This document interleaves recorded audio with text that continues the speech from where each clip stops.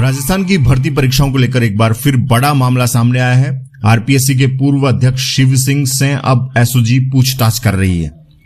जानकारी के अनुसार कृषि पर्यवेक्षक भर्ती परीक्षा 2022 मामले में अब आरएएस भर्ती 2018 और इंटरव्यू प्रक्रिया को लेकर सवाल पूछे जा रहे हैं। ये पूछताछ जयपुर स्थित एसओजी मुख्यालय में चल रही है।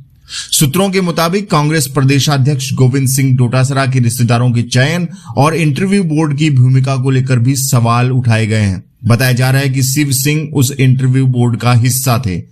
एसओजी की ये कार्रवाई बाबूलाल कटारा से मिले इनपुट के आधार पर बताई जा रही है। हालांकि उस समय बाबूलाल कटारा आरपीएससी में नहीं थे। अब यह पूरा मामला राजनीतिक और प्रशासनिक गलियारों में चर्चा का विषय बन गया है। आपको क्या लगता है, भर्ती परीक्षाओं और इंटरव्यू प्रक्रिया में पारदर्शिता के लिए इस तरह की सख्त जांच जरूरी है या नहीं? अपनी राय कमेंट बॉक्स में जरूर बताएं।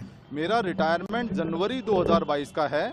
इस परीक्षा का विज्ञापन 28 अप्रैल 2022 का है और इसके अलावा परीक्षा जो है वो अक्टूबर 2022 की है।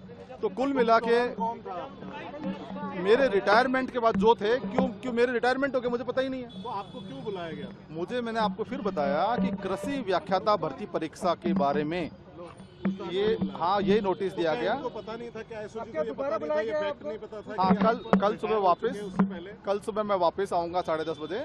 और जब भर्ती ये जो जांच करने वाली एजेंसी है, इसने चाहे पहले बुलाया, चाहे अब बुलाया, चाहे आगे भविष्य में बुलाए, तो जब भी बुलाएंगे लिए तो शिव सिंह राठौड़ पाक साफ निष्पक्ष व्यक्ति है और हर तरह की जांच के लिए तैयार है। जो इनको जानकारी मेरे से लेनी थी, मैंने इनको सारी जानकारियां दी और इस भर्ती से मेरा कोई दूर संबंध नहीं है। ये सब डॉक्यूमेंटेड है, इनको मैंने बता दी। कितने घंटे आपसे पूछताछ हुई और क्या पूछे गए? कुछ समय बीच में पूछताछ होती रही, बीच में जो भी कई घंटे तक चलती रही।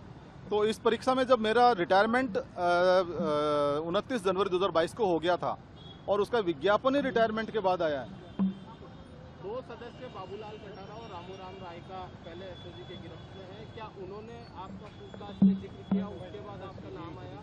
नहीं, इसमें इस परीक्षा के अंदर तो जिक्र इसलिए नहीं हो सकता कि मैं रिटायरमेंट के बाद का है। और इसके अलावा कोई जानकारी अगर चाहिए थी, जैसे जनरली प्रोसेस होता है, रूटीन का प्रोसेस है ये, तो उसमें जो भी जानकारी होती है, जो भी डिस्कशंस होते हैं कार्यप्रणाली को लेकर, व्यवस्थाओं को लेकर, इस बारे में भी चर्चा हुई।